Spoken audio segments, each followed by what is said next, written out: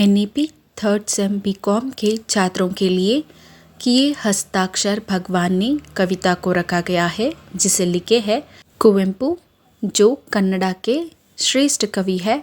इस कविता को हिंदी में अनुवादित किए हैं MA रामचंद्र। इस कविता का सारांश मैं अभी समझाने वाली हूँ। कवि परिचय।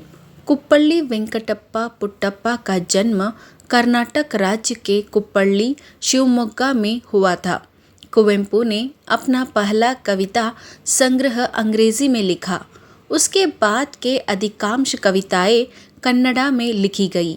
श्री रामायण दर्शनम के लिए ज्ञानपीठ पुरस्कार सम्मान प्राप्त करने वाले कुवेंपु पहले कन्नड़ा के लेखक हैं। इसके अलावा उन्हें पद्म विभूषण, पद्म भूषण और कर्नाटक रत्न सहित कई अन्य सम्मान भी प्रदान किए गए। यह कविता कन्नड़ा का है, जिसे कुवेंपु जी ने देवरु रुजु माडिदनु कविता के नाम पर लिखे है और इसे हिंदी में MA रामचंद्र जी ने अनुवादित किया है। कविता का सारांश मैं अभी समझाने वाली हूँ। किए हस्ताक्षर भगवान ने, देखा उसे रसवश होकर कवि ने। पृष्टि का था अंबर विशाल, शोभायमान थी उन्नत शैलमाला। घने विपिनों के अंचल के मध्य में विराजमान थी जलसुंदरी तरंग। किए हस्ताक्षर भगवान ने, देखा उसे रसवश होकर कवि ने। इसका सार इस तरह है। कवि कहना चाहते हैं कि प्रकृति का निर्माण भगवान ने ही किया है। प्रकृति के सुंदर दृश्य कवि के लिए भगवान के हस्ताक्षर जैसे दिख रहा है। कवि उस सुंदरता को देखकर वशीभूत होकर काव्य रचना करते हैं। धरती पर अंबर विशाल रूप में फैली हुई थी और गिरी पर्वतों को एक पांत में जोड़कर रख दिए हो ऐसे सजाया गया था। घने जंगलों के बीच में से सुंदर नदी बह रही थी। उसमें उठने वाली लहरें भगवान के हस्ताक्षर जैसे दिख रहे थे। कवि उस रमणीय दृश्य को मुग्ध होकर देखते ही रह गए और काव्य रूप में धरती के सौंदर्य को सजा देते हैं। अगली पंक्ति है। बहती थी सरिता, खड़ी थी वनराजी, बिखेरी थी नभ ने नीली हंसी। निर्जन प्रदेश की नीरव बेला को पुलकित किया था खगरव ने। इसका सार है। घने जंगल के बीच में नदी बह रही थी। वनरानी नीली हंसी बिखेर रही थी, अर्थात नीले आसमान के नीचे जंगल और नदी का सौंदर्य इतना सुंदर था कि कवि उस दृश्य को प्रकृति की हंसी कह रहे हैं। नीला रंग आंखें और मन को ठंडक पहुंचाता है, इसलिए आसमान के रंग को कवि हंसी का रंग कहते हैं। उसी समय जंगल के निर्जन सन्नाटे भरी जगह के बीच में पक्षियों की चहकने की मधुर आवाज आने लगी, जिसे सुनकर कवि का मन रोमांचित हो गया। अगली पंक्ति है। चमक रही थी कोमला तप में सिकुड़न भरी जलाधार, कल कल करती थी सलिल की तुतलाहट चट्टानों पर द्युतिमान थी सुनहली सिकता दोनों पुलिनों पर। इसका सार है।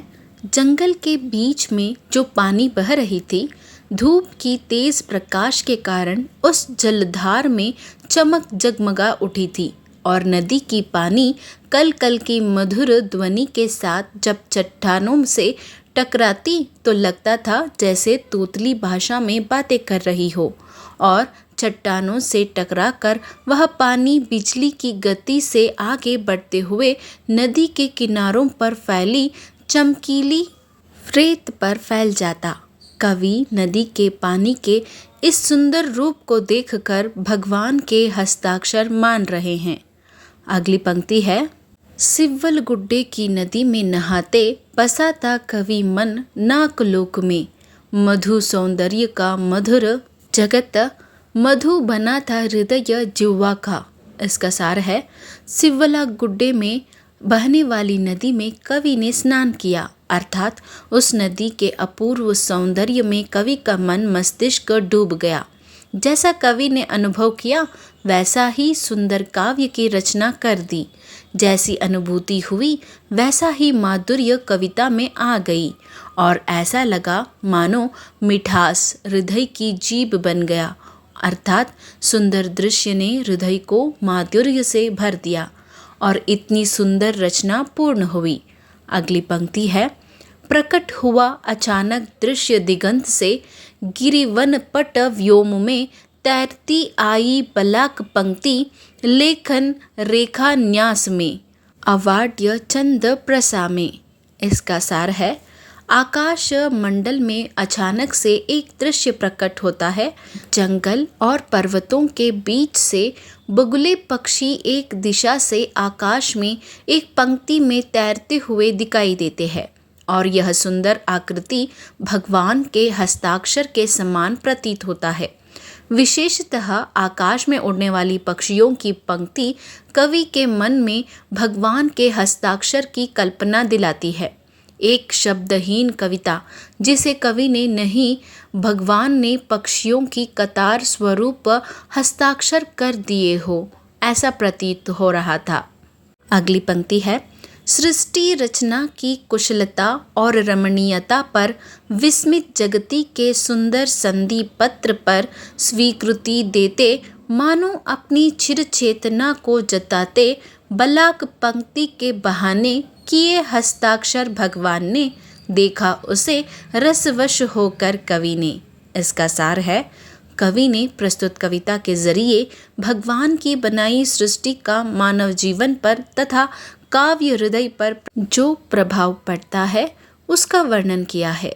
आकाश में उड़ रहे बगुले पक्षियों की पंक्ति को देखकर कवि कहते हैं कि यह तो भगवान का हस्ताक्षर है जिसे उन्होंने संधि पत्र पर किया है, ताकि प्रकृति की सुंदरता को देखते हुए सब अपना दुख भूल सके।